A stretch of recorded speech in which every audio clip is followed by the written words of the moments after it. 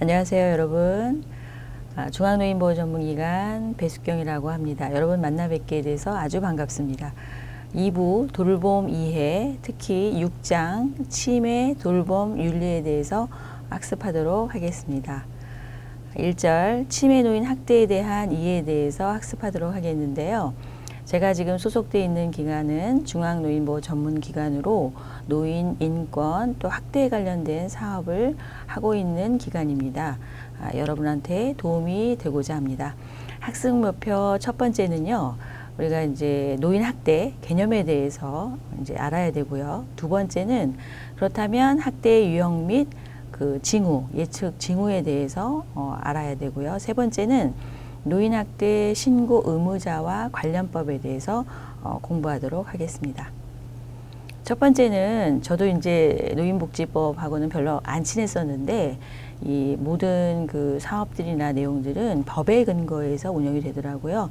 여러분 이제 노인복지법을 또 치매관리법도 있지만 치매지원법도 있지만은요. 노인복지법을 보시면 제1조 2에 정의가 나와 있습니다. 노인학대라 하면 노인에 대하여 신체적, 정신적, 정서적, 성적, 또 경제적 착취 또는 가혹행위를 하거나 유기 또는 방임을 하는 것을 말한다. 이렇게 써 있습니다. 그래서 두 번째는 노인학대 유형 및 우리가 예측할 수 있는 징후에 대해서 알아보면 좋겠죠. 그래서 신체적 학대, 그림에서 보시는 바와 같이 이 행위자가 눈이 씩 올라갔어요. 그죠? 그리고 뭘 집어 던져요. 어르신한테. 이게 이제 신체적 학대입니다. 물리적인 힘 또는 도구를 이용하여 노인에게 신체적 혹은 정신적 손상, 고통, 장애를 유발하는 행위라고 유형은 설명되어 있고요. 예측 징후는 설명할 수 없거나 설명과 일치하지 않는 치료받지 못한 상처 및 부상. 그러니까 제가 이제 그 병원 특히 이제 응급실에서 그 일하시는 선생님들이 요거를 발견하시더라고요. 저는 전공이 사회복지사라서 잘 모릅니다, 사실은. 근데 이 간호사 분들은 이거 보시면 아시더라고요. 이게 밀어서 한 건지 본인이 실수해서 다친 것인지 이제 보시면 아시는데 특히 학대 행위자인 아들과 동행했을 때 이걸 발견하시는 경우가 가끔 있으시더라고요. 그다음 얼굴, 목, 팔, 다리, 또 멍이나 핥힌 흔적, 화상 흔적 또는 묶인 흔적. 근데 여러분이 잘 판단하셔야 되겠지만 또 이렇게 손을 이렇게 악유 힘으로 만졌을 때 쉽게 멍이 드시는 분도 계세요, 사실은. 그러니까 그거를 좀 잘 판단하셔야 되는데 제가 만난 지역사회 어르신은요, 겉으로 보이는데 멍이 드신 분도 계시지만 많이 또 이렇게 학대를 하시는 분의 특징은 보이지 않는 곳을 향해서 또 많이 이렇게 멍을 만드시는 분도 계십니다. 그런 것도 그 어르신의 눈빛이라든가 행동거지, 걸음걸이 이런 걸 보시면 아실 수 있을 것 같고요. 또 외관상 보이지 않지만 옷이나 신체 일부분에 의해서 가려진 상처, 언뜻 왜 목을 돌리거나 그죠? 머리를 이렇게 뒤로 넘길 때 이렇게 보이는 상처들이 있습니다. 또는 머리카락이 뽑힌 흔적, 또 머리 부분에 출혈 흔적, 그러니까 머리에 그 땜빵 하는 식으로 이렇게 뭐 밴드 같은 거 붙인 경우라던가 그죠? 또 위축감, 두려움 및 불안 증세가 심함, 확실히 눈빛을 못 맞추시는 분들이 계세요. 네, 그런 분들, 또 이상한 체중 감소, 영양 부족 상태, 또 질병과 관련 없는 특수 상태, 또 바깥 출입이 거의 없거나 집 주변에서 배회함. 특히 어르신들은요, 이 사회적 지지망이 굉장히 중요합니다. 물론 이렇게 밝으신 분도 계세요. 이 학대받은 어르신들 중에서. 근데 이제 뒤에가 설명을 하겠지만 어르신들 중에 밝으신 분들 중에서 학대받으신 분들도 계시는데 특히 어르신들을 대할 때 여러분의 주의사항은 어르신들의 라퍼 형성이 되게 중요합니다. 신뢰관계를 형성한 다음에 말씀을 하시더라고요. 제가 만난 지역사회 어르신은 한 10년 동안 그 밑반찬과 식사 배달을 받으신 노인이신데 제가 그 노인이 학대받은지 몰랐어요. 사실은 너무 그때는 어렸었고 감지가 안 됐었는데 이분이 나중에 한 10년 동안 저희 기관을 방문하신 다음에 조심스럽게 말씀을 하셨어요. 그때 파악이 됐습니다. 이런 경우가 아주 많습니다. 정서적 학대는 비난, 모욕, 위협, 언어적인 거죠. 또는 비언어적 행위를 통해서 노인에게 정서적으로 고통을 유발시키는 행위죠. 또 흥분 또는 화가 난 분노의 모습, 어르신들 중에서 이게 분노 잘하시는 분이 꽤 많으세요. 또 눈물을 머금거나 우는 모습, 또 말하기를 꺼려하거나 주저하시는 분, 또 무반응, 무표정한 무력감과 근심이 가득한 모습, 또 가족 또는 보호자 등과 대화가 없거나 눈치를 봐요. 같이 동행을 했는데 자꾸 그분의 눈치를 보는 경우, 특히 이제 학대 행위자의 눈치를 많이 보죠. 아들이나 딸이나 같이 사는 뭐 손주나, 보호자와 노인의 다툼이나 욕설, 큰 소리가 옆집에 막 흘러들어 나와요. 그래서 옆집 이웃이 신고하는 경우도 있어요. 어르신이 너무 위험해 보여서 그런 경우도 있는데, 또 신고하시는 분도 있지만 학대 행위자가 보복을 하실까봐 아까 말씀드린 병원의 수간호사분이 이 눈치를 채는 것 같더래요. 행위자가 이분이 이제 감지를 했는데 신고를 하고 싶지만 와가지고 본인은 지역사회 계속 이제 그 직장인인데 뭔가 보복을 할까봐 염려스러워 하시는 분도 계세요. 그렇지만 그럼에도 불구하고 노인보호 전문기관에 알려주셔야지 또 어르신을 도와드릴 수 있습니다. 성적인 학대는 성적 수치심, 성폭력, 성희롱, 성추행, 강간 등의 노인의 의사에 반하여 강제적으로 행하는 모든 행위, 걷거나 앉을 때 어려움을 보이거나 그런 성병에 걸리는 경우, 또 분노 또는 수치심을 보이는 경우, 신체의 주요 부분을 노출시키는 경우, 특정 류의 사람들에 대한 두려움을 보이는 경우가 있습니다. 성적 학대는 넓게 또 해석할 수 있어요. 특히 시설에 같은 경우는 그 기저귀를 갈 때 가림막을 안 하는 경우, 또 이제 성적 학대에 포함이 됩니다. 물론 이제 그 뜨악한 뭐 처벌이나 이런 건 없겠지만 아무래도 그런 게 행위들이 모이다 보면 어르신 입장에서 수치심을 느낄 수 있습니다. 특히 밤에 다 자는데 가림막을 안 하면 뭐 어때요? 그래도 안 됩니다. 왜냐하면 밤에 또 깨시는 분도 계시고 기저귀를 갈림을 당한 노인 스스로가 또 수치심을 느낄 수도 있습니다. 그리고 제가 만난 어르신은 밑반찬 대상 어르신이었는데요. 지역사회 나가봤는데 아들하고 같이 삽니다. 40대에 그 정신이 약간 조금 문제가 있는 분하고 같이 사시는데 밑반찬 조사를 나갔는데 할머니가 저기 노인장교양보험 1등급이셨습니다. 그 아랫부분에 하혈을 하고 계셨어요.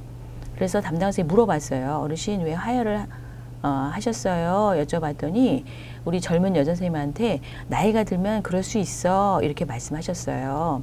그런데 저희가 그 다학제적 접근으로 여러 선생님하고 정신건강증진센터의 정신사회복지사, 인권경찰관, 동주민센터, 병원사회사업실, 우리 간호선생님, 물리치료사, 사회복지사 이렇게 회의를 했는데요.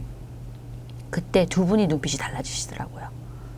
병원사회사업실 선생님하고 정신건강증진센터의 정신 쪽에 관련된 분 눈빛이 두 분이 달라지셨어요. 그때 제가 아차 싶었어요. 아, 이거 성적 학대구나. 근데 어르신은 그런 얘기를 차마 못 하셨던 거예요. 그래서 본인이 자발적으로 얘기하시는 경우는 거의 드물고요. 그러니까 여러분이 그만큼 관심을 가지셔야 되는 게 굉장히 어렵습니다. 경제적 학대는 노인의 의사에 반하여 재산 또는 권리를 빼앗는 행위로서 경제적 착취, 노인 재산에 관한 법률 권리 위반, 경제적 권리와 관련된 의사결정에 대해 통제증을 하는 행위. 그래서 예측 징후를 보시면 자신의 돈을 마음대로 사용하지 못하고요. 재산관리 결정을 제한하거나 강요받고요. 노인 부양을 전제로 재산을 증여했는데 부양하지 않는 경우가 있습니다. 그래서 그 이후에 제철원 교수님이 또 자세하게 설명하실 수도 있겠지만 재산을 증여할 때 보통 그렇게 나옵니다. 공증을 받고 각서를 쓰고 통장으로 계좌 이체를 하고 이런 게 나옵니다. 그게 나중에 돌려받을 수 있는 근거가 된다고 제가 알고는 있습니다. 체납된 공과금 및 고지서 발견, 개인의 기증품이 없어짐, 노인의 재산이 타인의 명의로 갑자기 전환되거나 친척이나 가족이 도와준 대가로 노인의 연금의 일부를 가로챔.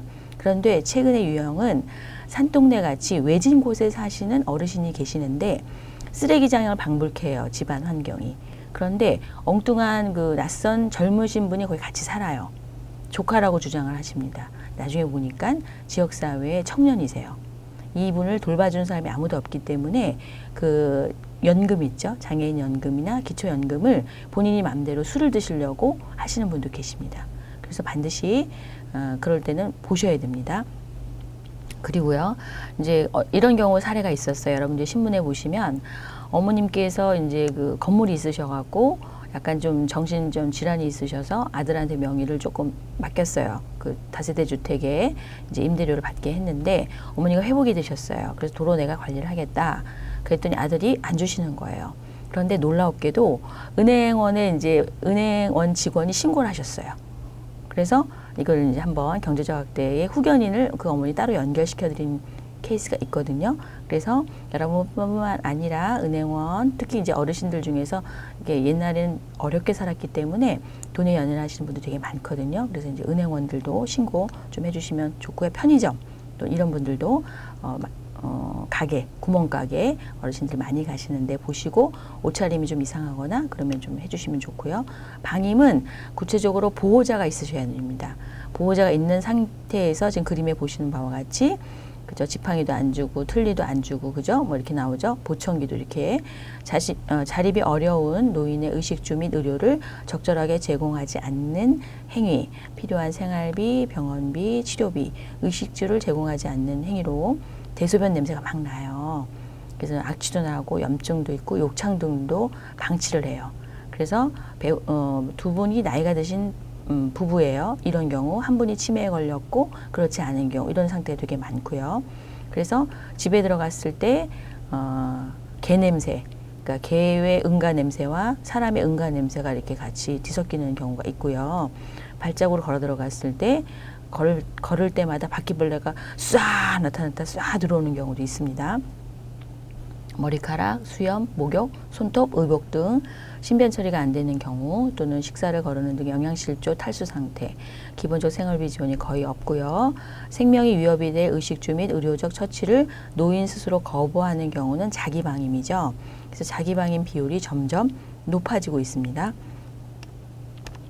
6위는 이제 버리는 거죠. 여기 보시는 바와 같이 보호자 또는 부양 의무자가 노인을 버리는 행위. 그래서 병원 또 시설 입소 후 연락 두절. 노인을 시설 병원 등에 입소시킨 후 연락이 두절되는 경우 6입니다. 가족 및 보호자가 노인과 연락을 두절하거나 왕래를 하지 않는 경우 또 노인이 자신의 주거지 및 연락처를 알지 못하는데 버려지는 경우 노인이 낯선 장소에서 배회하는 경우가 있습니다. 저희가 이제 노인보호 전문기관에서는요 그런 경우 가끔 있어요. 아주 드물지만 해외에 거주하는 어르신인데 한국의 공항에 버려요. 또는 해외에 버리세요. 그래서 외교부하고 긴밀하게 협조를 해서 한국에 모시고 와서 시설에 들어가는 케이스도 조금 있었습니다. 노인학대 신고 의무자와 관련법. 노인학대 신고 의무자는요. 노인복지법 제39조 6 제1항에 있는데요.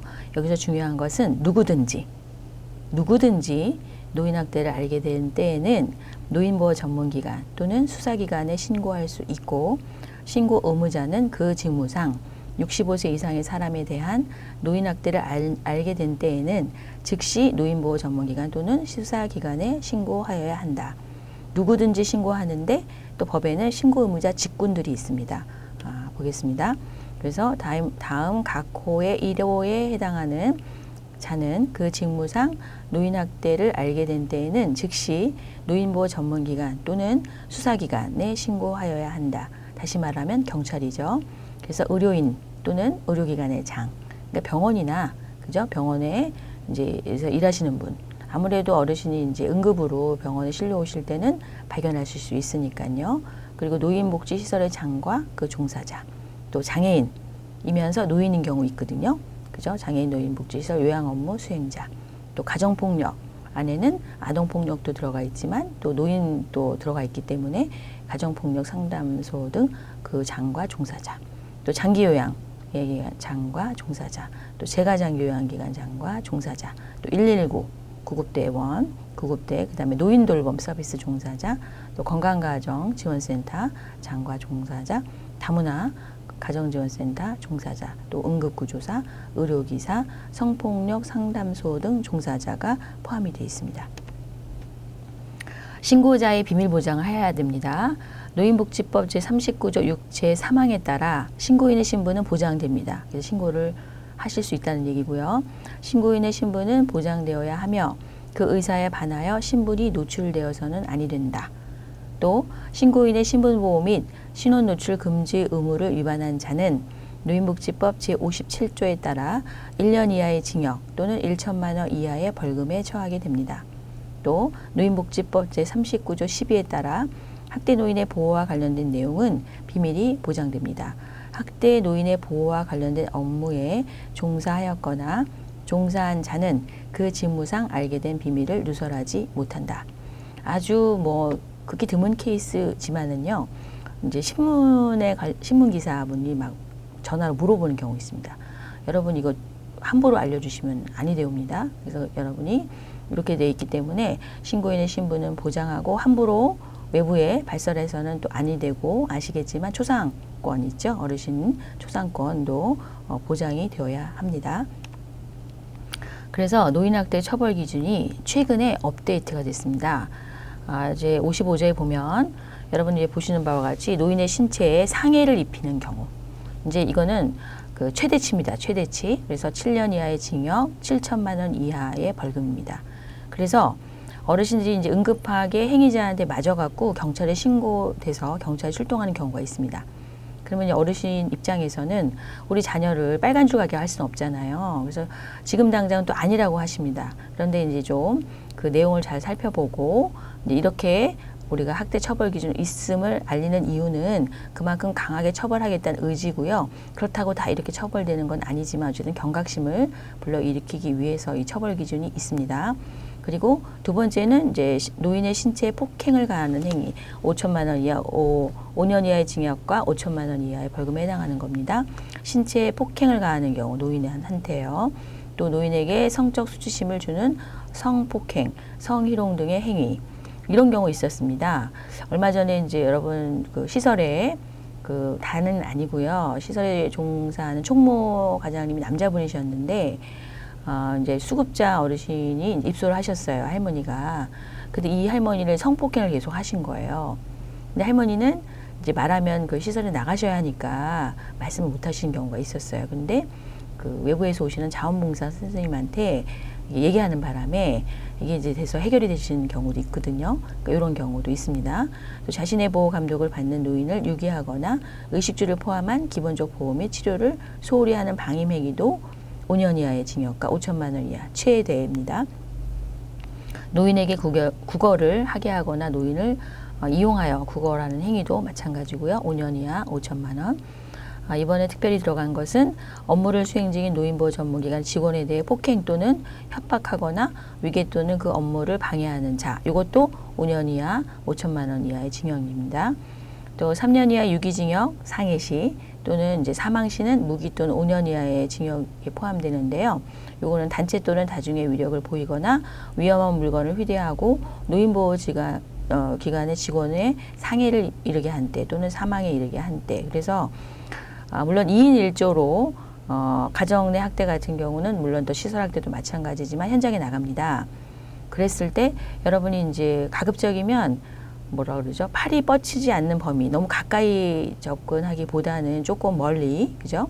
그리고 우리가 바라보는 시선도 물론 이제 학대 행위자를 따뜻한 시선으로 볼 수는 없습니다. 그렇지만 마치 그 죄가 진 사람 같이, 물론 그러진 않겠지만은요, 그렇게 하기보다는 그분들도 이제 뭔가 서비스가 필요한 사람의 관점으로 개입을 하면 좀 좋겠다는 생각이 좀 들었고요. 또 제55조에는 3년 이하의 징역 3천만 원 이하는 노인을 위하여 증여 또는 급여된 금품을 그 목적 외 용도에 사용하는 경우, 그죠? 또 위계 또는 위력을 행사하여 관계 공무원의 출입 또는 조사를 방해하거나 방해한 자도 3년 이하의 징역 3천만 원 이하입니다. 그리고 아까 말씀드렸다시피 제57조에는 신고인의 신분보호 및 신원노출 금지, 그죠? 의무를 위반한 자, 또 학대 노인의 보호와 관련된 업무에 종사자가 그 직무상 알게 된 비밀을 누설한 자는 1년 이하의 징역 1천만 원 이하의 그 벌금이 있습니다. 제61조는 과태료입니다. 노인학대 신고 의무자로서 노인학대를 신고하지 아니한 자 500만 원의 과태료가 물릴 수 있습니다. 또 물리게 되어 있습니다. 그래서 여기 또 이번에 추가된 것은 노인학대 관련 범죄로 형 또는 치료감호를 선고받아 확정된 노인학대 관련 범죄 전력자에 대하여 형 또는 치료감호의 집행 종료 또는 집행 면제 후 10년까지의 기간 동안 노인복지시설 및 장기요양기관과 재가장기요양기관을 운영하거나 취업 또는 사실상 노무를 제공할 수 없도록 한다. 그러니까 다시 말해서 노인학대 관련 범죄 전력자는 관련되는 시설에 10년까지 기간 동안 여기도 취업을 못 한다는 얘기죠. 그죠? 그 노인학대로 처벌 등을 받은 시설과 노인복지시설의 장, 또 종사자 명단을 공표할 수 있도록 하게 되어 있고요.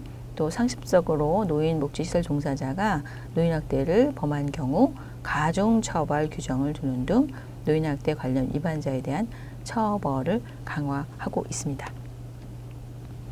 두 번째는 최근에 바뀐 건데요. 노인학대 신고 의무자와 관련 법으로서 제6조 제4항에 노인학대 예방의 날이 들어갔습니다.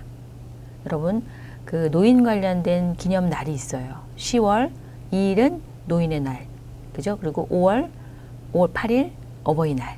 그 다음에 이제 마지막으로 6월 15일은 노인학대 예방의 날로 들어갔습니다. 그래서 범국민적으로 노인학대에 대한 인식을 높이고 관심을 유도하기 위하여 매년 6월 15일을 노인학대의 날로 지정하고 국가와 지방자치단체는 노인학대 예방의 날의 취지에 맞는 행사와 홍보를 실시하도록 노력하여야 한다. 그래서 보건복지부는 이번에 2017년 제1회 노인학대 예방의 날을 6월 15일 행사를 치렀고요. 또 관련되는 지자체의 노인보호 전문기관도 각각의 행사를 치렀습니다. 그리고 그 노인학대에 대해서 좀 많이 알려야 되기 때문에 법에 이번에 같이 들어갔는데요. 제6조 2항에 보면 홍보 영상의 제작, 배포, 송출 문항이 들어갔습니다. 그래서 보건복지부 장관은 노인학대 예방과 방지, 노인학대의 위해성, 신고 방법 등에 관한 홍보 영상을 제작하여 방송법의 방송 편성 책임자에게 배포하여야 한다. 그래서 보시는 바와 같이 대통령령으로 정하는 비상업적 공익광고 편성 비율의 범위에서 홍보 영상을 채널별로 송출하도록 요청할 수 있다. 이렇게 되어 있습니다. 그래서 얼마 전에 저희가 제작을 해서 송출을 또 했습니다. 뭐 SBS, YTN 뭐 이렇게 가지고 했고요. 여러분이 아마 인터넷상 검색해 보시면 관련 그 영상들이 조금 있을 겁니다. 또 이게 보건복지부 장관은 전광판, 그죠? 그리고 이제 그 뭐 사거리에 많이 있잖아요. 그 전광판 방송 사업자에게 따라서 대통령령으로 정하는 비상업적 공익광고 편성 비율의 범위에서 홍보 영상을 전광판으로 송출하도록 요청할 수 있다. 이렇게 되어 있습니다. 그래서 전광판 방송 사업자는 홍보 영상 외에 독자적인 홍보 영상을 제작하여 송출할 수 있다. 이 경우 보건복지부 장관에게 필요한 협조 및 지원을 요청할 수 있다. 이렇게 되어 있습니다. 그리고 제31조에 보면 노인복지시설의 종류가 최근에 조금 더 많이 추가됐습니다. 이제 사회복지 전공자들은 아시겠지만 노인주거복지시설, 그죠? 의료복지시설, 여가, 그다음에 재가, 노인복지시설. 제가 지금 소속된 데가 중앙노인보호전문기관, 노인보호전문기관, 그다음에 노인일자리지원기관, 그다음에 노인보호전문기관하고 연결된 학대 피해 노인 전형 쉼터가 추가됐습니다. 그리고 제39조 7 제1항에 보면 사법, 경찰, 관리와의 현장 동행 출동. 여러분 아시죠? 그 경찰관 분들 중에서 학대 전담 경찰관이 계세요. 그래서 아동폭력, 그 다음에 가정폭력, 또 노인폭력, 또 장애인폭력까지 아마 추가될 것 같아요. 그래서 이제 어쨌든 노인학대 신고를 접수한 노인보호 전문기관 직원이나 사법경찰 관리는 지체 없이 노인학대 현장에 출동해야 한다. 이 경우 노인보호기관의 장이나 수사기관의 장은 서로 동행하여 줄 것을 요청할 수 있고 그 요청을 받은 때는 정당한 사유가 없으면 소속 직원이나 법경찰 관리를 현장에 동행하도록 하여야 한다. 그러니까 굉장히 그 학대기자 중에 좀 그런 경우 좀 드물겠지만 이렇게 그런 분도 있어요. 뭐 정신장애라던가 이제 그럴 때는 그 경찰관 분들하고 같이 동행할 수 있고요. 임대단지 안에 있는 관리사무소나 또는 통반장 분들은 이거 좀 대략 알고 계시더라고요. 그러니까 그런 분들한테 조금 정보를 얻어서 같이 동행해서 같이 가시면 더 좋겠죠. 금지행위, 누구든지 65세 이상의 사람에 대하여 다음 각 호의 어느 하나에 해당하는 행위를 해서는 아니 된다. 65세가 이제 일반적으로 노인 그러면 65세라고 하시잖아요. 그래서 이제 앞서 말씀드린 노인의 신체에 폭행을 가하거나 상해를 입히는 행위, 금지해야 되는 행위입니다. 또 두 번째는 노인에게 성적 수치심을 주는 성폭행, 성희롱 등의 행위. 또 세 번째는 자신의 보호 감독을 받는 노인을 유기, 버리거나 의식주를 포함한 기본적인 보호 및 치료를 소홀히 하는 방임행위. 또 노인에게 구걸을 하게 하거나 노인을 이용하여 구걸하는 행위. 또 노인을 위하여 증여 또는 급여된 금품을 그 목적 외 용도에 사용하는 행위. 이번에 추가됐습니다. 이 정서적 학대. 그러니까 말로 하는 행위 있죠. 말 안 들으면 시설에 뭐 버릴 거야. 우리끼리 얘기하는데 왜 자꾸 나서? 뭐 이런 거 있잖아요. 폭언, 협박, 위협 등으로 노인의 정신건강에 해를 끼치는 정서적 학대 행위도 금지 행위에 들어가고 처벌 기준이 생겼습니다. 그것도 참고하시면 되고요. 그래서 노인학대 행위자에 대한 이번에 들어간 겁니다. 여기 보시면 최근입니다. 노인학대 행위자에 대한 상담, 교육 등의 권고사항이 노인복지법 제39조의 16항에 들어가 있습니다. 노인보호기관의 장은 노인학대 행위자에 대하여 상담, 교육 및 심리적 치료 등 필요한 지원을 받을 것을 권고할 수 있다. 노인학대 행위자는 노인보호기관의 장이 1항에 따른 상담, 교육 및 심리적 치료 등을 권고하는 경우에는 이에 협조하여 상담, 교육 및 심리적 치료 등을 성실히 받아야 한다. 그래서 요거 학대 행위자에 대한 커리큘럼을 지금 거의 완성 단계에 이루고 있습니다.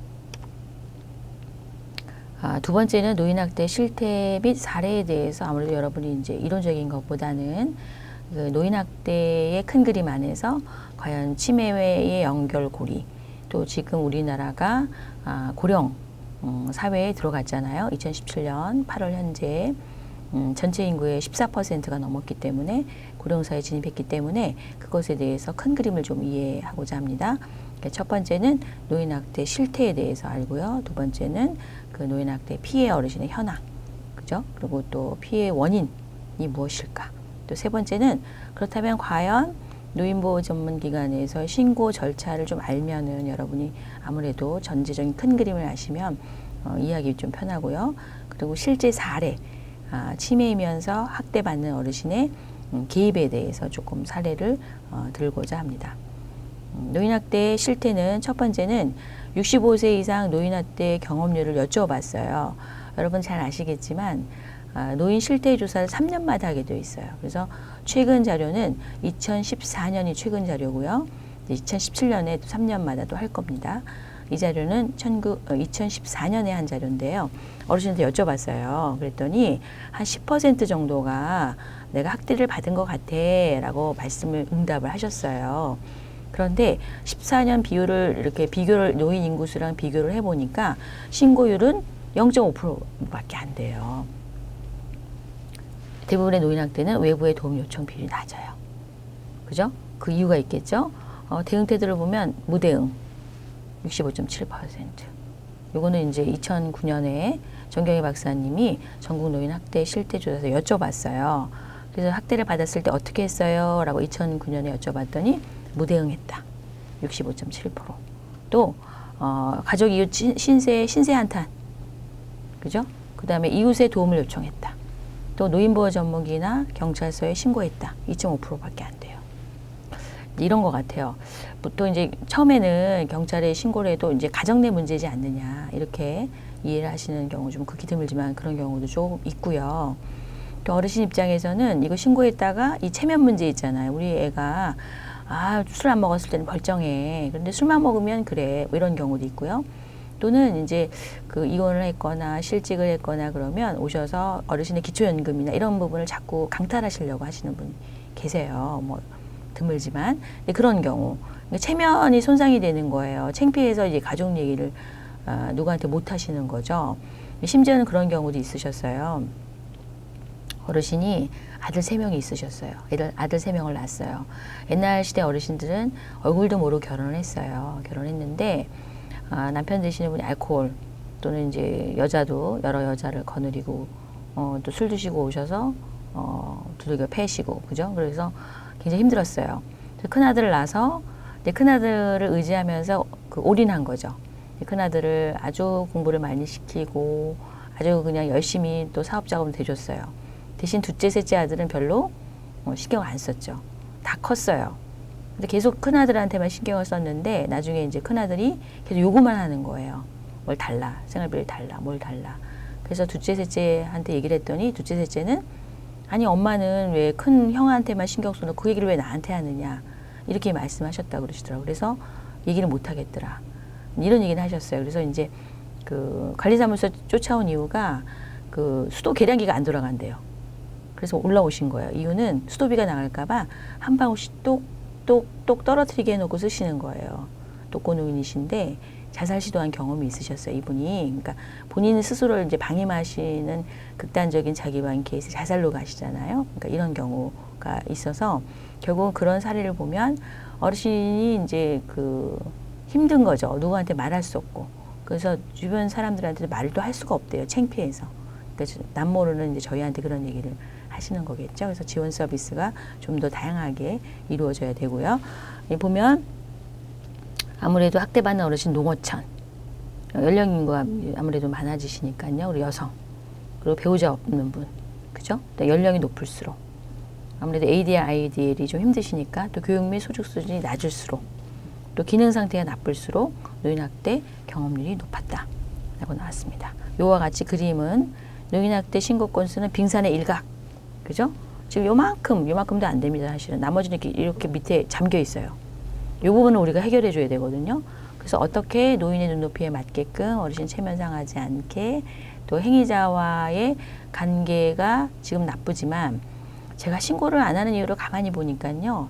어르신들은 그런 생각을 하고 계시는 것 같아요. 그건 제 개인적인 소견인데 어차피 그래도 나의 장례를 학대행위자가 치러줄 것이다. 나의 제사를 치러줄 것이다. 그래서 아마 그 단계까지 못 가지 않는가라는 생각을 제 개인 소견입니다. 이제 생각을 해봤고요. 노인학대는 빙산과 같습니다. 우리들이 본 무언가가 실제 노인학대가 일어난 극히 일부분에 지나지 않기 때문입니다. 그래서 우리의 역할, 우리가 일을 할 때는 이런 게 있어요. 미션이라고 그러죠. 왜 무엇을 위해서 일을 하는가. 물론 여러분이 아침에 출근할 때 내 몸이 아파요. 또 상사한테 막 깨졌어요. 그러면 이게 어르신이 이게 감지도 안 되지만 이게 에너지가 많이 딸립니다. 그래서 이 역할에 대해서 항상 끊임없이 생각을 해보는 우리가 돼야 될 것 같아요. 연도별 학대 피해 노인 수를 보시면 여기 보시는 바와 같이 늘어납니다. 뭐 이유는 인구수가 늘어나니까 그죠? 그렇게 되고 있기도 하고요. 아무래도 외부 요인도 많습니다. 경제적으로도 어렵고 그죠? 또 서로의 가치 기준도 많이 달라지고 또 현대화되고 이런 부분이 있어요. 그래서 보시는 바와 같이 이제 제일 많은 건 정서적 학대. 말로 때리는 거죠. 말로. 그죠? 정서적 학대가 40.1% 제일 많고요. 그다음에 신체적. 이 그림 보세요. 이런 식의 31.3%. 방임 11.4%. 자기 방임 7.7%. 요거 합치시면 한 그죠? 18% 정도 되죠. 그죠? 그리고 경제적 학대. 그다음에 유기 성적 학대. 이렇게 퍼센테이지가 나오고 있습니다. 그리고 이제 노인학대 피해 현황을 보면 학대 피해 어르신 특성은 나이가 많으면 많을수록 그죠? 아무래도 손이 많이 가시잖아요. 부양 부담이 돌봄에 부담이 많이 가고 또 여자분도 오래 사세요. 물론 피해 받는 분들 중에 남성분도 계세요. 그렇지만 비교적 여자분들이 수가 많기 때문에 여성이 많고요. 또 학대 행위자와 동거하는 경우 그죠? 저희가 프로그램을 드릴 때 이게 어려운 게 뭐냐면 차라리 독거노인은 괜찮아요. 물론 문을 따주셔야 돼요.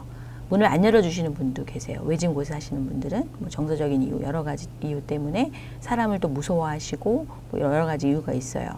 그런데 누구랑 같이 사시는 경우 진입하기가 되게 어려워요. 저희가 서비스를 드리기가 그래서 이런 케이스 같은 경우 잘 보셔야 됩니다.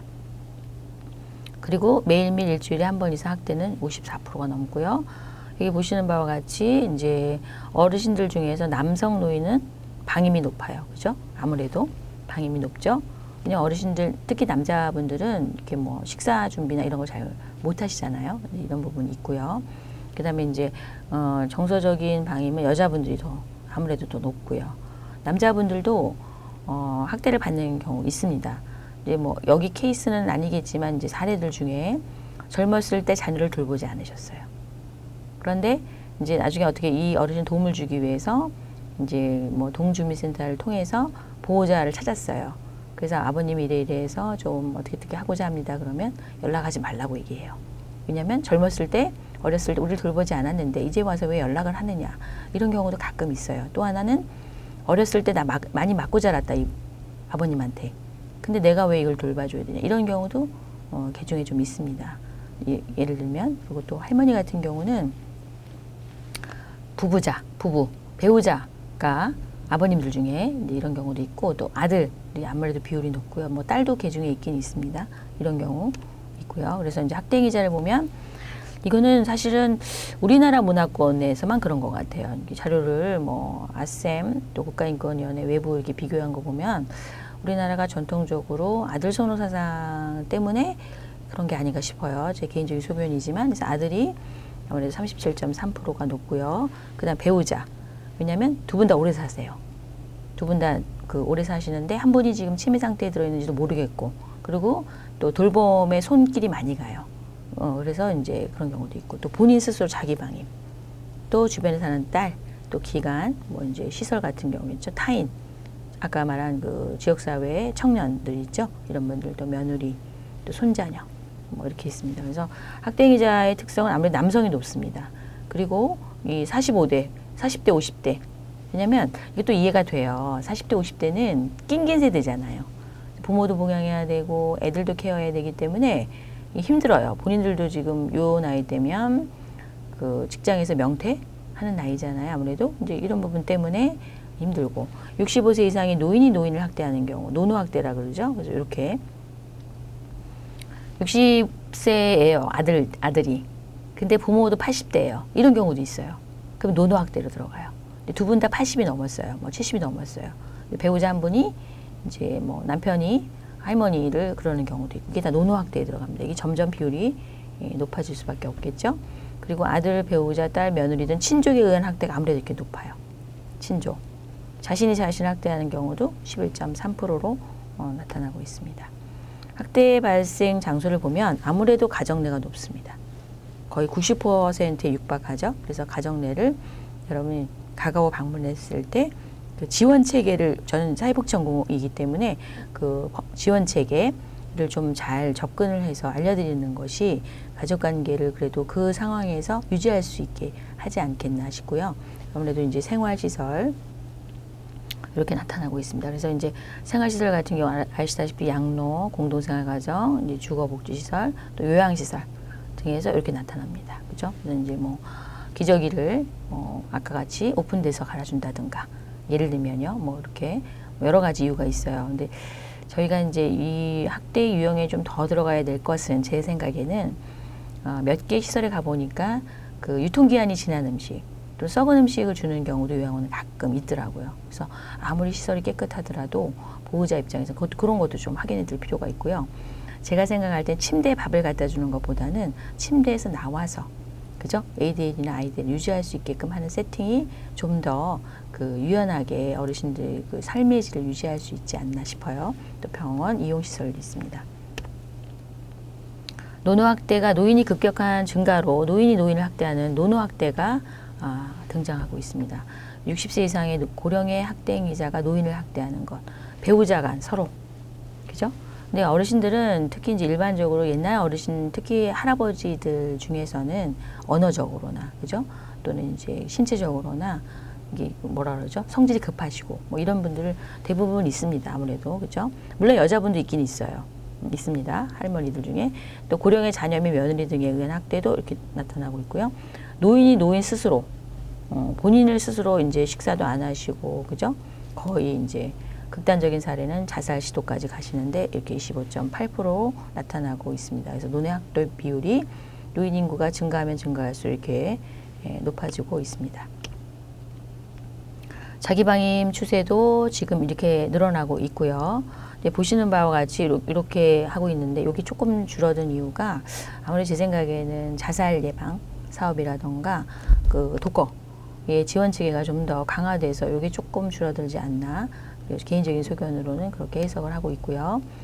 여기 보시면 치매이면서 학대받는 어르신들 비교를 해보니까 전체 피해받은 어르신, 학대 피해 노인의 그 정신 상태, 정신의 이 비율을 좀 대략 보니까요. 피해받은 어르신들 보니까 치매의증, 치매까지 포함해서 26%로 나타났어요. 그러니까 학대 피해받은 어르신 4명 중에 1명 꼴은 치매다. 그죠? 치매 걸렸는데 모르고 학대를 하는 경우가 좀 있을 수 있다는 거죠. 근데 저도 이제 치매 주간보호나 노인장기 요양에서 치매를 해보니까 저는 이제 이분이 이런 행태를 보고 치매라고 생각을 했어요. 근데 나중에 이제 원격 치매 화상 진료를 통해서 해보니까 가성 치매 뭐 그렇더라고요. 그래서 이제 전문가가 확실히 정확한 진단에 의거해서 볼 필요가 있죠. 근데 그 지역사회 특히 산동네에 그 스스로 자기 방임하는 어르신은 병원을 안 가시잖아요. 그래서 이게 사실 정확한 진단에 의거해서 개입이 필요할 것 같습니다. 학대 피해 노인의 원인을 보면 어르신 특성, 아까 보시는 바와 같이 연령이 높고 교수이 낮고 건강이 나쁘고 일상생활에 많이 의존할수록 또 경제적 여유가 없을수록 또 물론 있는 경우도 있지만 일반적으로 또 우울감과 불안 정도가 되게 높으세요. 그러니까 일반적으로 나이가 들면 사실 우울하세요. 그죠? 그리고 어르신들은 이 불안 정도가 굉장히 심하세요. 불안의 이제 끝판왕이 이제 불면, 그죠? 또 건강 염려증, 뭐 여러 가지가 있습니다. 이제 그런 정도까지 나타나기 때문에 사실은 기간에 나오는 정도의 어르신은 우울감과 불안 정도는 낮으세요. 근데 문제는 지역사회에 있는 분들 중에서 특히 이제 빈곤한 노인일수록 또 외지에 있는 노인일수록 사회적 지지망이 없을수록 그렇다는 거죠. 자아존중감이 낮고 고립된 노인일수록 이 고립된 노인이 되게 어렵습니다. 이 자기결정권에 원래 충돌이 됩니다. 어르신이 오지 마세요. 이렇게 얘기하세요. 그래서 어떤 분은 한 20번까지 계속 똑똑똑 두들기는 경우도 있어요. 집을 방문해서. 끊임없이. 그러니까 어르신이 진짜 오지 마세요 하는 경우가 자기 본 마음이 아니라고 판단하셨는지 계속 방문을 해요. 계속 방문하시고 뭔가 후원물품이 있으면 또 갖다 드리고 이렇게 해가지고 결국 마음의 문을 여신 케이스도 극히 드물게 있긴 있거든요. 학대행위자의 특성, 경제적으로 의존적입니다. 그래서 노령연금이라던가 또는 통장이라던가 이런 거를 이제 갈취하시려고 드는 경우 있고요. 또 부양으로 인한 경제적 부담이 있는 경우도 있죠. 그죠? 뭐 시설에 맡겼는데 요양비가 많이 들어가는 경우도 있을 수 있고요. 또 충동적, 폭력적, 비난적 성격. 이렇게 뭐 굉장히 욱하는 성격의 소유자들이 계세요. 행위자들 중에서. 또는 알코올, 또 약물 문제. 특히 이제 그 임대단지 안에는 이 알코올이 굉장히 많으세요. 그래서 특히 수급비가 나오는 그날 통장에 돈이 들어옴과 동시에 이제 술을 이제 드시기 시작하시는 거거든요. 그래서 아침부터 드십니다. 그래서 출근할 때 벌써 기관 근처에 이제 술을 드시고 계시고요. 여러분 이제 혹시 이제 기관 근처에 방문할 때 그 뭐 돈 1,000원만 달라 이렇게 하시는 분도 계세요. 그런 분은 잘 이제 이 알코올이나 약물 문제 있을 수 있고요. 부양 경험이 부족. 뭐 이런 경우죠. 이런 거 있을 수 있을 것 같아요. 저도 사실은 전공을 했지만 잘 모릅니다. 근데 어떤 책을 보니까 이런 얘기 나오더라고요. 60대의 어르신은 그 신장 기능, 오줌보 기능이 좀 약해서 평균 밤에 화장실 1번 가야 되고 70대가 되면 밤에 2번 가야 되고 80대가 되면 밤에 3번 가야 된대요. 근데 우리는 저도 이제 지금은 그렇지 않지만 왜 새벽에 그 화장실 물 내리는 소리 들으면 시끄럽잖아요. 그래서 뭐 화장실 좀 그만 가! 뭐 이런 거 있잖아요. 우리가 잘 몰라요, 노인에 대해서. 그래서 이런 그 아무렇지도 않게 학대 아닌 학대를 저지르지 않는가라는 생각을 해보고요. 이 사회적 지지 부족, 어디 말할 데가 없어요. 답답하신 거죠, 그죠? 또 가족 상황 요인, 노인과 학대 행위자의 동거 상태, 또 부양 부담과 부양 기대 간의 불일치. 내가 너를 말이야 어떻게 키웠는데, 너 나한테 그렇게 할 수 있어? 뭐 이런 거 있잖아요. 이런 부분. 또 힘의 변화.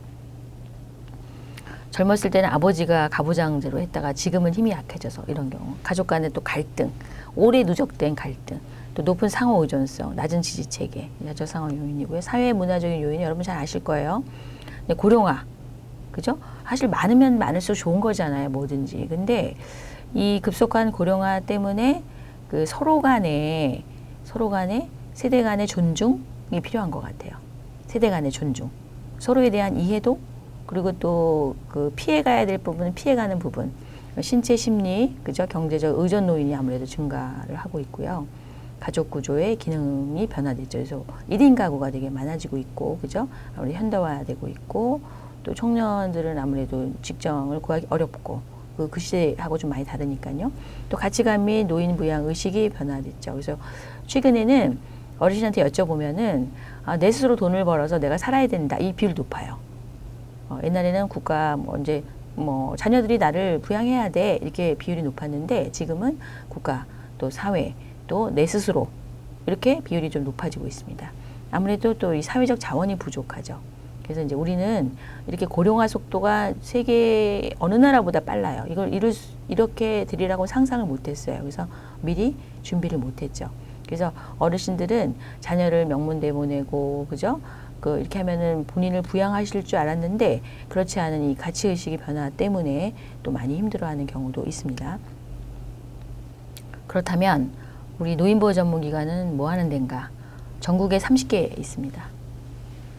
30개 있습니다. 그래서 노인복지법에 근거해서 전국 시도에서 노인학대 예방, 또 노인 권익 향상을 위한 업무를 실시하고 있고요. 상담은 24시간 받고 계십니다. 그래서 선생님들이 밤에 머리를 감다가도 당직이면 받으셔야 된다고 하시더라고요.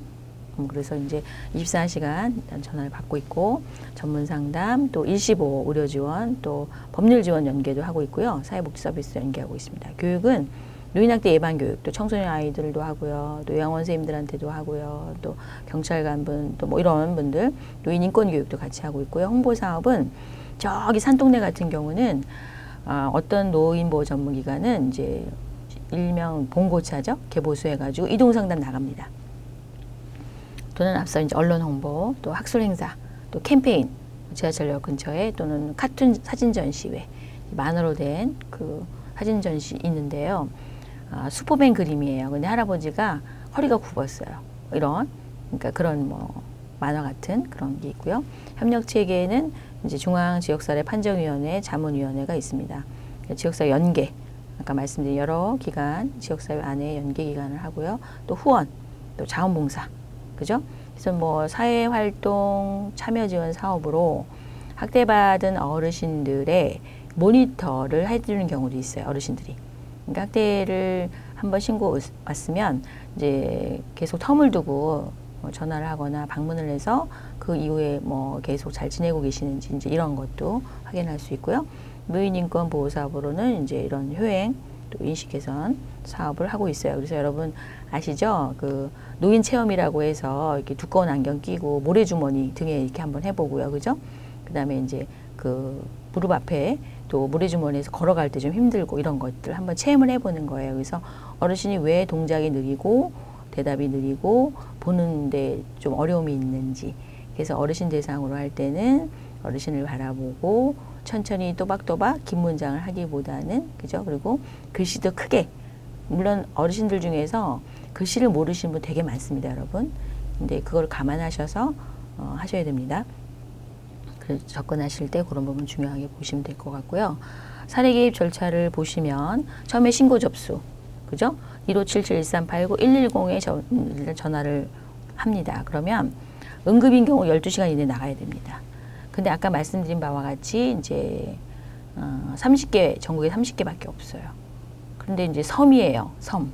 그러면 배편도 없어요. 그죠? 그럴 때 이제 파출소나 이런 데 빨리 연락을 해서 그쪽에서 먼저 이렇게 진입을 할 수 있게끔 서로 이제 좀 조율을 해야겠죠.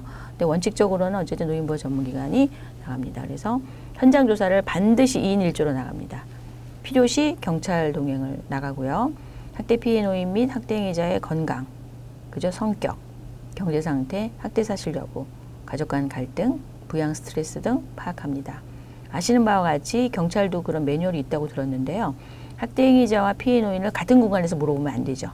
따로 분리해서 여쭤봐야 되는 건 또 그렇지만 타기관 및 기관으로부터 정보 수집, 응급조치 의무에 지체 없이 현장 출동, 누구든지 노인학대 현장에 출동한 자에 대해서는 현장 조수 거부나 업무를 방해해서는 안 되죠. 근데 법으로는 돼 있는데 아무래도 저희는 사회복 전공자이기 때문에 이렇게 유도를 해야겠죠. 말을 나눌 수 있게끔. 어세스먼트 되게 중요합니다. 어세스먼트를 제대로 못하면 개입 계획을 잘 못 잡니다. 그래서 물론 다는 아니겠지만 어르신 숨기려고 하는 부분은 우리가 또 다른 방법을 알아낼 수 있어야 합니다. 그래서 이제 수집된 정보를 통해서 판단을 하는데 심각수 정도의 응급, 비응급, 잠재, 일반 사례로 분류를 하고요. 시설학대의 경우는 반드시 지자체의 공무원분이 지도감독 권한이 있습니다. 그래서 가급적이면 지자체 공무원하고 같이 동행을 하시고요. 그리고 그 각 노원마다 사례판정위원회가 있으십니다. 사례판정위원회의 구성요원은 변호사 또는 경찰관, 여성경찰, 청소년계 경찰 또는 뭐 교수님 분들, 뭐 의사분들 이런 분들이 계시기 때문에 그런 분들하고의 다학제적 판단에 의거해서 사례 판정을 합니다. 그 전에 물론 공무원분도 같이 하셔서 이분으로 하여금 만약 행정처분이나 시설의 지도감독 권한이 있기 때문에 그거에 관련돼서 해야 되기 때문에 같이 의논하시는 게 아무래도 합리적으로 받아들이기 쉽겠죠. 개입계획은 그 어세스먼트에 의거해서 응급, 비응급, 학대 위험 제거를 위해서 통합적인 서비스를 합니다. 상담, 자원 연결, 쉼터, 또 잠재적인 사례는 모니터. 일반 사례 같은 게 있어요. 아닌데 전화하신 분, 그런 정보 제공을 해야 되는 거죠. 사례 종결. 학대 개입의 효과성 평가 후 결과에 따라 개입 취소 여부 및 종결 여부를 판단하고 필요한 경우 타기간 의뢰가 필요한 경우 의뢰 후 사후 종결하죠. 사후 관리는 뭐 예를 들면 이런 거죠. 양로원에 입소하시는 경우, 그죠? 근데 뭐 그 이후로도 물론 사후 모니터가 필요합니다. 사후 관리는 안전 확인과 재학대 방지합니다. 그래서 이제 저희가 또 쉼터가 있어요. 이건 제가 알고 우리나라에밖에 없는 걸로 알고 있는데요. 피해 노인만 학대 피해 노인만을 위한 전용 쉼터입니다. 전국에 17개소가 있습니다. 만 65세 이상 쉼터에 어르신이 먹고 자고 할 수 있어요. 그래서 학대 피해 노인은 전용 쉼터 입소할 수 있고요. 입소 기간은 3개월인데요. 부득이한 경우 1개월 연장할 수 있어요. 그다음 이번에 법이 바뀌어서 그 이후에 원가정으로 복귀를 못 하시는 분은 전국의 무료 양로시설과 연계해서 거기 입소할 수 있게끔 열어놨습니다. 그래서 이렇게 여기 보시는 바와 같이 전문기관, 쉼터, 양로시설. 그래서 입소한 어르신을 만나보니까 굉장히 극한 상황에서 살아남으신 분들이어서 그 삶에 대한 물론 안전이 먼저 답보된 상태에서는 그 취업에 대한 욕구도 굉장히 강하시더라고요. 가보니까. 그래서 이제 본인의 어떤 그 상황에 대해서 인지가 빠르시고요. 또 의지가 있으세요. 제가 만나보니까. 그래서 법률 서비스, 또 이런 복지 서비스 연계, 문화여가. 그래서 어떤 분은 뭐 에어로빅도 원하시는 분은 이렇게 하시고 나중에 사회활동 지원 사업으로 일자리 사업 하시는 분도 계셨어요. 그리고 원가정 회복 지원을 위해서 가족 상담, 또 프로그램 지원을 하고요. 왜냐면 어르신들은 그래도 내 아들인데, 그래도 내 남편인데, 이래서 그런 경우도 있습니다. 또 쉼터 입소하지 않은 학대 피해 노인 및 학대 행위자를 위한 프로그램도 지원해주고 같이 뭐 나들이를 가는 경우도 있고요. 또 피해 노인 긴급보험 의식주 쉼터, 또 심리적 안전을 위해서 뭐 심리 상담 뭐 서비스 같은 거 할 수 있고요. 이렇게 건강 관리를 위한 의료비 지원. 그러니까는 뭐 긴급한 상황인 경우에 이제 후원을 받아서 그죠? 뭐 연결해서 만성질환 비용이라든가 여러 가지 비용을 또 들을 수도 있고요. 요거는 학대 피해 노인 전용 쉼터 사례집인데요. 요거는 이제 그 쉼터에 계시는 요양보호 선생님들께서 그들의 관점으로 학대 피해 노인에 관련돼서 에세이집을 쓴 겁니다. 그래서 2014년에 썼는데요. 이제는 아프지 말아요. 마음에서 마음으로 이런 책자를 만들었고요. 내가 왜 무엇 때문에 그런 대접을 받는 것인지 너무 서운하고 이런 대접을 받는 내 처지가 안타까워 돌아가신 영감에게 제발 빨리 좀 데려가 달라고 빌어보기도 했고 신에게도 빨리 데려가 달라고 울며 기도도 해봤는데 이렇게 말씀하셨어요. 요양보호 선생님이 이제 눈으로 보신 겁니다. 왜 내가 빨리 오픈하지 않고 혼자 소가리를 했는지 모르겠어요. 자랑도 아닌 것을 나 혼자 참으면 만사가 조용해진다는 생각만 했어요. 마음을 열고 바깥 세상에 나가보니 나보다 더 힘든 사람도 있어요. 나보다 더 힘든 사람에게는 최선을 다해서 나 역시 도움이 되고 싶어요. 이렇게 말했고 이제 처음 만난 남편에게 맞던 날 분노했고 계속되는 폭력은 서러움과 두려움 그 자체였으며 이제 나이가 들어 인생을 정리해야 하는 시기에도 변함없이 맞고 살아야 하는 내 삶이 너무도 가여워서 소리 없는 눈물만 흘렸어요.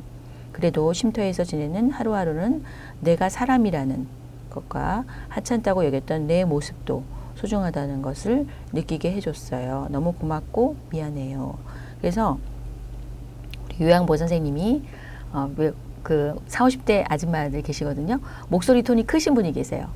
어머니 식사하세요 그러면 경계해요 벌써. 왜냐면 그 학대행위자의 목소리 크신 그거에 우리는 일반적으로 그렇지 않은데 그런 경우도 있으셨다는 얘기 들었고요. 어머님이 이제 요양원 선생님께서 생선을 이제 몸통으로 이렇게 식사 준비를 해서 밥상을 차려드렸더니 어머님이 눈물을 뚝뚝 흘리셨대요. 맨날 생선 대가리만 먹어보셨대요. 한 번도 이 생선 몸통을 받아본 적이 없다고 하셨다고 그러신 얘기를 듣고 참 마음이 짠했고요. 이 사례집 내용 중에서 또 한 분은 한여름에 쫓겨나셨어요. 그런데 옷이 하나도 없으셨어요. 겉옷이, 잠바가. 그래서 요양원 선생님께서 시장에서 빨간 잠바를 사다 드려서 그걸 또 끌어안고 막 우셨다는 얘기를 들었습니다. 저는 사실은 학대 피해 노인이 원가정으로 돌아가는 게 이해가 안 됐어요. 제 머리로는. 근데 비록 원가정으로 돌아갔지만 지역사회 내 나의 든든한 안전망. 어르신이 이렇게 이해를 하셨더라고요. 홍길래 할머니 신체적 정서적 학대, 초기 상담 시 의처증, 정신분열증이 있는 남편으로부터 수시로 폭력을 당해왔던 어르신은 두려움과 불안으로 쉼터에서도 불편해하셨다. 쉼터에 머무르는 동안 남편은 다시 용서를 구하고 있었고 어르신은 남편에 대한 분노와 죄책감 등 복잡한 감정으로 괴로워하셨다. 용서를 빌고 있는 남편이 불쌍하기도 하고 힘들게 온 남편을 내치고 싶은 마음, 두 마음의 갈등 속에 안색은 늘 불편해하셨다. 쉼터 퇴소를 앞두고 어르신은 남편이 있는 원가정으로 돌아가기로 결정했다. 노년에 익숙한 삶의 방식을 바꾸는 것이 결코 쉬운 일은 아닐 것이다. 어르신은 또다시 위기 상황에 직면한다 해도 도움받을 것이 생겼다는 것에 안도감을 가지고 퇴소를 하셨다. 그래서 최근에 경남노인보호 전문기관의 사례집입니다. 요거는 시설학대입니다. 아까 말씀드린 바와 같이 이제 보건복지부에서는 이렇게 노인보호 전문에 대해서 하시고요. 정책 수립 이렇게 하시고 또 시도, 시군구, 지도감독 권한이 있기 때문에 시설에 관련돼서는 시설 운영자, 종사자, 생활노인, 학대 사례가 의심되거나 목격 또는 정보를 입수할 경우 당사자는 관련 기관에 신고할 의무가 있고요. 그래서 노인보호 전문기관과 관련 기관이 같이 현장 조사를 나가고요. 가급적이면 관련되는 분이 같이 나가셔서 같이 이제 모든 어세스먼트, 그죠? 의뢰부터 어세스먼트까지 완벽하게 하면 개입 계획이 짤 수 있기 때문에 이렇게 해서 관련되는 행정 소송, 행정 처분까지 갈 수 있는 세팅으로 되어 있고요. 노인학대 신고 누구든지 그래서 이번에 이게 바뀌었죠. 그래서 110, 그죠? 1577-1389 이렇게 119, 112로 되어 있습니다.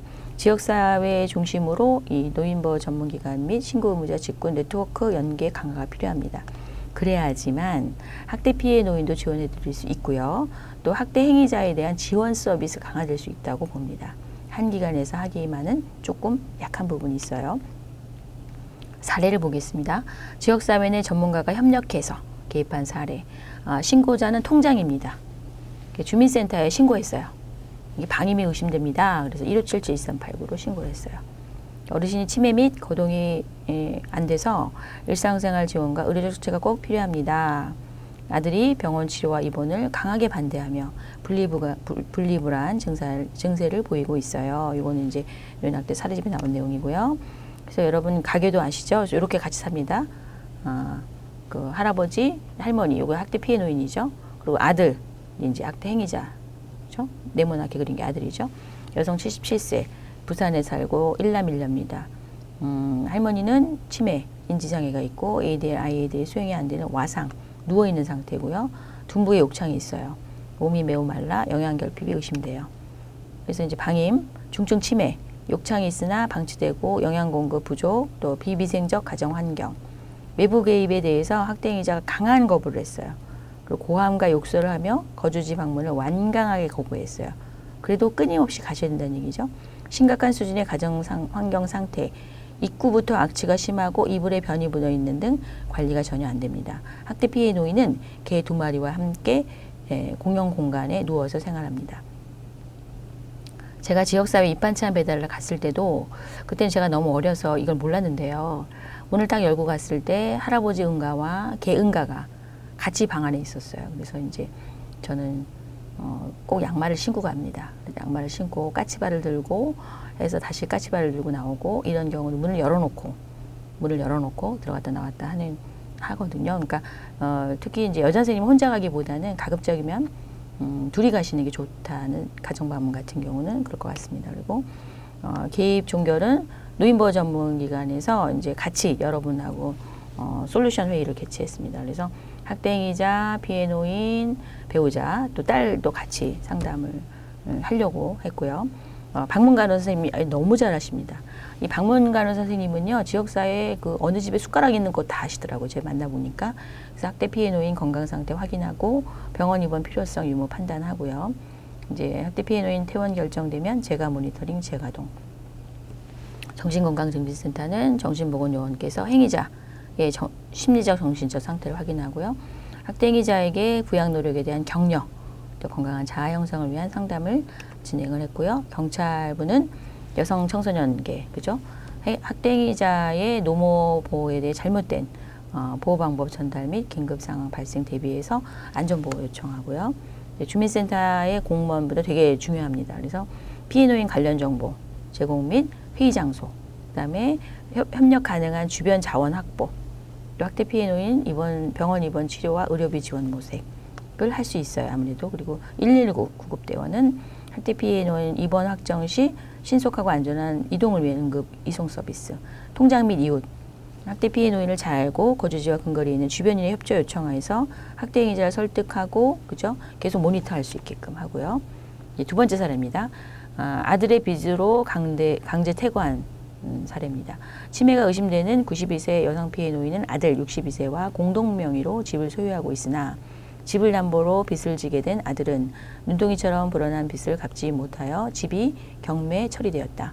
공무원에 의해 가정 내에서 식사관리, 비위생적인 환경, 강아지의 배변, 바퀴벌레 등으로 신고가 됐습니다. 정서적, 경제적, 방임, 유기 되었고, 아들은 피해 노인이 강제 퇴거를 당하는 것을 알고 있음에도 불구하고 당일까지 나타나지 않았으며 92세 피해 노인은 아들이 나타날 것임을 굳게 믿고 있는 상황입니다. 이런 경우는 어떻게 개입하는 것이 좋을까요? 먼저 관할 노인보호 전문기관 신고해서 현장 조사 이후 기존에 라포 형성되신 분이 꼭 계세요. 이분은. 그래서 노인돌봄 선생님, 저희가 낯선 분이 가서 얘기하면 우리 말을 믿지 않으십니다. 그래서 노인돌봄 선생님과 공무원 또 노인보호 전문기관의 개입으로 노인보호 전문기관에서 일시보호를 이제 쉼터가 있는 경우 있고요. 왜냐하면 또 할머니가 이 아들을 믿을 수밖에 없었던 것은 집 전화로 학대 피해 노인의 아들이 그 시간에 전화를 계속해요. 학대 행위자가 거의 매일 같은 시간에 전화해서 어르신의 안부를 여쭙고, 또 그러니까 어머니는 우리 아들 올 거다 이렇게 확신을 갖고 있었어요. 학대 행위자는 젊은 시절 이혼해서 또 손자까지 돌보셨어요. 그런데 성인 될 때까지 키워줬으나 손주도 여차하차한 이유에서 부양을 거부하는 상황이고요. 그래서 이 학대 피해 노인의 기초생활수급자 신청 및 치매 진단, 또 학대 행위자를 찾기 위해서 노인보호 전문기관, 복지관, 구청, 경찰, 병원의 도움으로 일단 양로원에 입소를 하셨어요. 그 후 낙상으로 고관절 수술을 어르신이 하셨고요. 그 수술비도 지자체, 간내노인복지관, 입소양로원의 후원금으로 치료를 진행하셨고, 근데 나중에 할머니가 아들을 아무리 찾잖아요. 여차여차 알아보니까 학대 행위자 아들이 구치소에 있게 됐어요. 그래서 알게 된 후 어머님이 또 아들을 만나보고 싶대요. 그래서 노인보호 선생님이 어르신을 모시고 구치소에 가서 아들과 면회를 진행해서 어르신이 이제 아들의 얼굴을 보니까 마음이 안도가 돼요. 그래서 마음 편히 양로원에서 지낼 수 있도록 조치를 하였다. 세 번째는 동거인의 폭행과 허물어져가는 집에 거주하는 치매인데 3등급 국민기초생활수급자 86세 여성 피해 노인이 동거남입니다. 동거남. 83세 속에서 산소 깊은 곳에 갇혀서 학대, 신체적 먹, 욕창, 경제적 수급비 착취, 방임, 식사도 안 주고 약도 안 줘요. 그래서 주간보호센터에서 발견해서 관할 주민센터에 신고했어요. 그래서 해당 주민센터에서는 노인보호 전문기관 신고해서 현장 조사 이후에 관련 기관들과 의견을 모으고자 통합사례 회의를 진행을 했고, 주간보호센터 관계자는 10개월 동안 일일 6시간 주간보호를 했고요. 공무원과 통합사례 관리자는 주 1회 이상 방문, 수급비 통장 내역 점검했고요. 돌봄 선생님은 학대 행위자와 안면이 있어 학대 피해 노인과 분리하는 문제 설득과 학대 발생 여부를 관리했고요. 또 관할 여성 청소년계는 학대 행위자 설득, 안전한 보호 등으로 개입한 사례입니다. 오랫동안 라포가 형성된 학대 피해 노인과 학대 행위자 간의 서로 간의 비합리적인 의존, 여기서 자기결정권하고 충돌이 됩니다. 존중으로 학대 행위자를 지속적으로 설득해서 치료차 요양병원을 입원을 했고요. 그래도 계속 또 우리한테 뭐 막 욕을 하고 뭐 빨리 노인을 돌려달라고 막 했지만 일시보호를 위한 노인보호 전문의 쉼터 입소 이후에 쾌적한 임대 빌라를 마련해 드렸어요. 그래서 거기 이동해서 청소도 해드리고 기자재도 좀 후원받아서 학대 행위자와 학대 피해 노인 과거 부부 관계였는데 현재는 이혼 상태 동거동을 일단 마무리했고요. 그 이후 지속적인 모니터 및 재학대 여부의 확인이 필요한 사례입니다. 이제 마지막입니다. 치매 노인 학대 예방은 아래와 같이 정의할 수 있습니다. 이 부분 되게 어려웠어요. 이제 개인적으로는. 물론 치매를 예방하는 게 굉장히 중요합니다. 그러려면 외부의 환경이 어떻게 변화하고 있는지 관심도 가지셔야 되고요. 사회 참여를 적극적으로 하셔야 됩니다. 그리고 신체적인, 심리적인, 사회적 관계를 잘 유지하시는 것이 무엇보다 중요하다고 생각을 하고요. 물론 여기에서는 식이요법도 중요합니다. 왜냐하면 여러분 잘 아시는 바와 같이 단백질에 문제가 있어서 치매 걸린다고 알고 있어요. 뭐 도파민, 뭐 여러 가지 이제 그 이론이 있는데요. 어쨌든 어르신들은 만성 질환이 많습니다. 고혈압, 당뇨, 관절염. 운동도 중요하지만 식이요법도 굉장히 중요합니다. 이런 부분을 평상시에 관리하시고요. 일단 발견이 됐다. 그러면 이 독거노인과 노인 부부 어렵습니다. 또 노인과 자녀 세대, 그죠? 여러분이 가정 방문을 했을 때 좀 더 자세히 관찰해 봐서 이분들은 뭔가 지역사회 내에서 요새 에이징 인 플레이스, 지역사회에서 오랫동안 잘 거주할 수 있는 게 무엇보다 중요하거든요. 그래서 정보를 잘 드려야 되는 게 중요하고요. 응급이 아닌 경우 지속적 반복적으로 학대가 발생해서 노인 입장에서는 잘 보셔야 되죠. 처음에 섣불리 학대라고 말씀하셔도 거부하실 수 있습니다. 그래서 라포 형성이 굉장히 중요합니다. 노인 입장에서는 이 탐색을 오랫동안 하세요. 저 사람한테 말하면 이게 해결이 될까?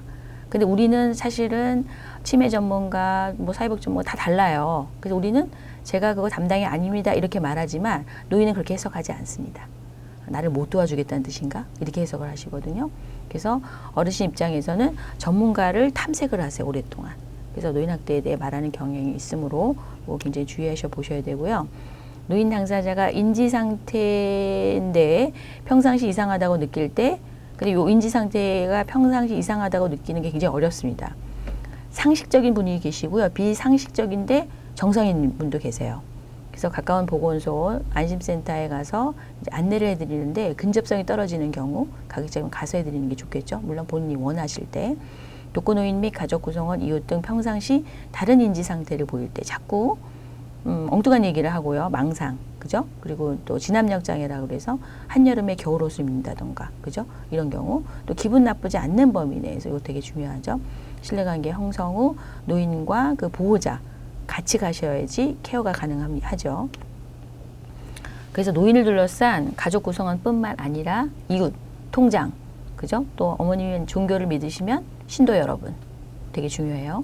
치매 관련 기간에 앞서 사례에 보셨던 바와 같이 단독 기간이 하기보다는 치매 당사자와 가족을 위한 단계별 지원 서비스를 안내해드리는 게 무엇보다 중요합니다. 방문 요양, 방문 목욕 또는 주간 보호, 요양원, 또 요양병원, 요새 있는 호스피스, 그죠? 이렇게 관련되는 많은 정보를 알고 계셔야지만 이 지원 서비스를 해드릴 수 있을 것 같습니다.